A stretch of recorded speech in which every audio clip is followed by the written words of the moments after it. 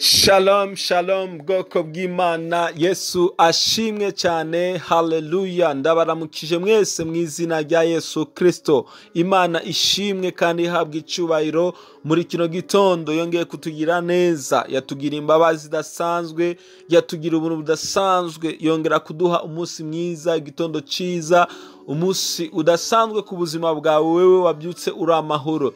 Imana ihabwe icyubahiro, mureke tuyishimire kandi tuyihimbaze, tuyishire hejuru, kuko ni Imana ikwiriye gushimwa. Iyo ubyutse uri muzima, uhumeka, umubiri wawe ukora neza, ufunctiona neza, ibihimba by'umubiri byawe byose ari bizima, urakwiye gushima Imana, urakwiye guhimbaza Imana, kuko Imana iba yakoze ibidasanzwe. Urabizi Satani iteka ryose abatugwanya, abadushakisha amanywa na nijoro kugira ngo atugirire nabi, ariko Imana ikaturinda, Imana ikatugirira neza. Haleluya.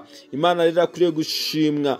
Nawe uri kuratwumva muri kano kanya, uri mu bihe bikomeye, urashobora kuba ugwaye, urashobora kuba uri kunyura mu ntambara zitandukanye, nagenda kuremeshe muri kino gitondo, ndakubwire ngo nawe Imana iragukunda, Imana igufitiye umugambi mwiza, Imana irifuza nawe kukugenderera, irifuza kugukiza, irifuza kugutabara. Yesu ashimwe cyane. Wizere Imana, wizere imbaraga z'Imana, wizere kugira neza kw'Imana, uraza kubona ubuzima bwawe buhindutse kandi bugenderewe n'Imana mu buryo budasanzwe. Iki cyumweru rero turi kwiga amajambo meza, ubwo turi kwiga inyungu dukura mu kuramya no guhimbaza Imana. Haleluya. Uwiteka abagire neza kubana natwe muri morning prayer. Ndizera ko muza guhabwa umugisha mu ijambo ry'uyu munsi. Nuko bisanzwe rero muri kumwe nanje Arsene Ndikumana. Ndabashimira cyane ko mukomeje kubana natwe no gusengana natwe. Ndizera ko mukomeje guhabwa umugisha. Mureke tuje mu ijambo ry'Imana.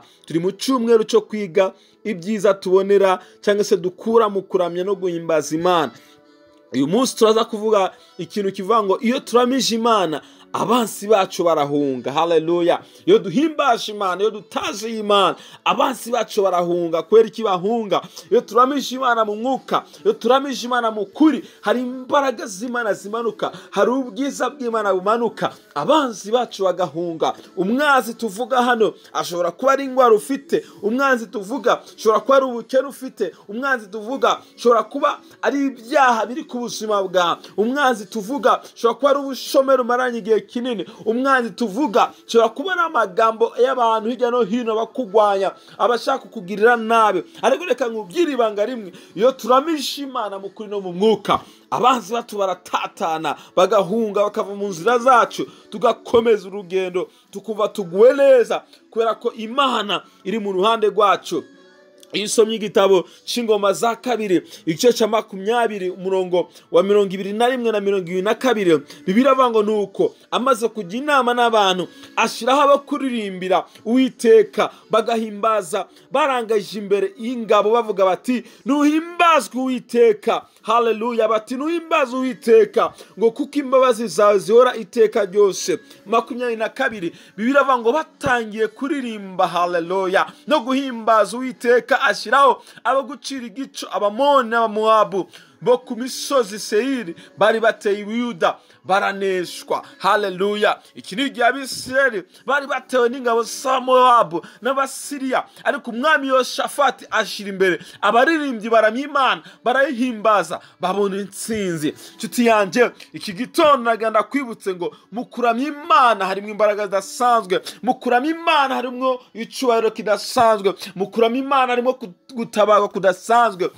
Uyu mwami Yoshafati yabonye ko nta nzira ihari yo gukoresha cyangwa strategy yo gukoresha uretse kuramya Imana, uretse kumanura icyubahiro cy'Imana, uretse kumanura presence y'Imana. Haleluya. Nagenda kwibutse ngo igihe cyose turamije Imana mu kwino mu mwuka, hari presence y'Imana imanuka, hari ubwiza bw'Imana bumanuka, hari imbaraga z'Imana zimanuka. Kandi reka nkubwire, iyi imbaraga z'Imana zamanutse, iyo ubwiza bw'Imana bwamanutse, habaho gukira ingwara, habaho kubohoka, habaho guhunga kw'abansi bacu, habaho kugendererwa kudasanzwe, ukumva hari igikoretse mu buzima bwawe. Ndakunda ibihe byo kuramya Imana, ndakunda ibihe byo guhimbaza Imana, kuko ibyo bihe iyo mbigezemwo mba numva nanjye hari ubwiza budasanzwe buri ku buzima bwawe, mba numva hari ibitangaza Imana ibigiye gukora, mba numva hari abantu bagiye kubohoka, mba numva hari abantu bagiye kugendererwa n'Imana, kubera ko tuba twamanuye presence kubaho kw'Imana hagati muri twebwe.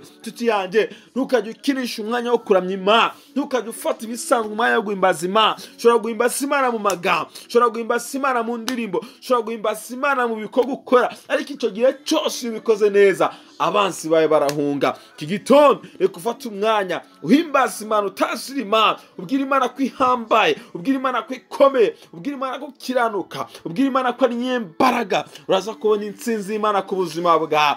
Data, turagushimiye Mwana, urakwiriye gushimwa iteka ryose, urakwiriye guhimbaza iteka ryose Mwana. Ndasengera ubwoko bwawe abari guca mu bihe bikomeye, ubwo bagiye gutangira kuramya izina ryawe. Reka imbaraga zawe zimanuke zibatabare, zitatanya abanzi babo, zibakize, zibakure mu mwijima wa Satani, zibakuraho Satani yabateretse mu izina rya Yesu Kristo. Iki gitondo Mwana, nongeye gusenya imbaraga zose z'umwijima, nongeye gusenya imbaraga z'abadayimoni, nongeye gusenya imbaraga za karande, nongeye gusenya imbaraga zidusubiza mu byaha no mu ngeso zipfuye zidahesha Imana icyubahiro mu izina rya Yesu Kristo. Urakoze Mwami, ubwo turamya izina ryawe, reka tugendererwe nawe, twakira imbaraga zawe, twakira ubwiza bwawe, kuko uri Imana igira neza. Umugisha wawe ku bwoko bwawe Mwami, abana bawe ugendane nabo, ubagire neza, babone kugira neza kwawe uyu munsi, kandi uburinzi bwawe bube ku buzima bwabo n'imiryango yabo n'ibyo bakora byose,